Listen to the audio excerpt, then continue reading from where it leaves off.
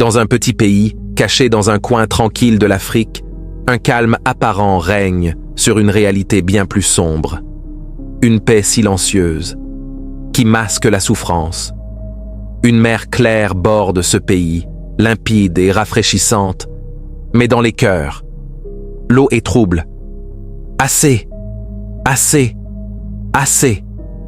C'est le cri étouffé dans les poitrines du peuple. Un peuple meurtri, fatigué, accablé par les jours qui deviennent de plus en plus difficiles. Hommes, femmes, jeunes, vieux. Tous n'aspirent qu'à une seule chose, gagner leur pain quotidien, offrir un avenir à leurs enfants.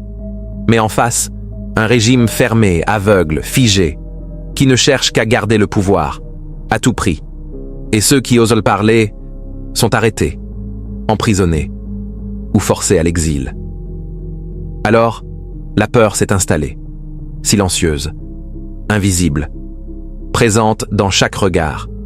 Beaucoup veulent eux parler, mais la peur les garde muets. Pourtant, quelques bras se lèvent encore. Des voix s'élèvent, faibles, mais vraies, au risque de tout perdre. La nuit était calme, mais l'air, lui, était chargé de tension. Malik, jeune militant de 22 ans, marchait dans les ruelles de son quartier. Sur un mur, il posa une affiche. « Notre silence ne vous sauvera pas ». Il savait qu'il était suivi, mais il ne fuyait pas. Il n'a jamais fui. Soudain, 3 silhouettes sortirent de l'ombre. Des hommes sans un signe. Leur voix était froide. « C'est fini, Malik ». Il leva les mains. Mais il parla, encore.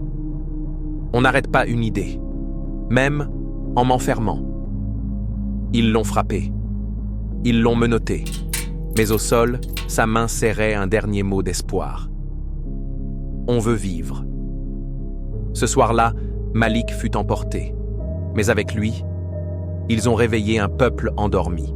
L'arrestation du jeune militant n'a pas éteint la flamme. Elle l'a attisée. Des graffitis sont apparus sur les murs de la ville. « Justice pour notre frère ». La liberté n'est pas un crime. Chaque nuit, malgré la peur, de nouvelles voix rejoignaient le murmure de la révolte. Une étudiante, un menuisier, une mère de famille, un vieil homme, chacun dans l'ombre, mais chacun portant une étincelle.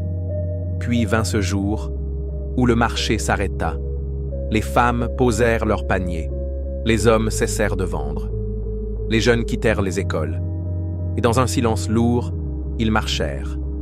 Pas un mot, pas un cri, juste les pas et des pancartes. Assez, on veut vivre, libérer nos voix. Le régime ne comprit pas. Comment lutter contre un silence uni? Contre un peuple debout, calme, mais inébranlable? Les dirigeants tremblaient, car ils avaient oublié une chose. Quand un peuple n'a plus peur de mourir, il devient invincible. Et ce jour-là, le peuple se regarda enfin dans les yeux. Il comprit que l'espoir ne meurt jamais, et que même les chaînes les plus épaisses peuvent se briser quand les cœurs battent à l'unisson. Alors, après avoir suivi cette histoire, de quel pays d'Afrique penses-tu que je parle? Dites-moi le nom de ce pays dans les commentaires. Et n'oublie pas de t'abonner pour voir la suite de cette histoire. Aime et partage-la autour de toi.